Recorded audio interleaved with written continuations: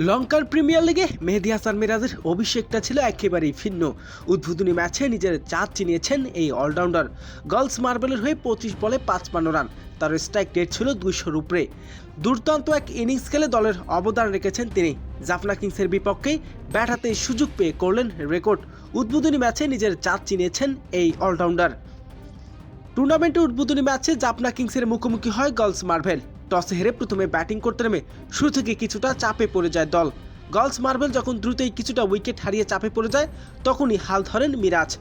শুধু উইকেট ধরে রাখা নয়, রানের গতি সচল রাখতে শুরু থেকেই বলারদের উপরে চওড়া হয়ে খেলেন তিনি।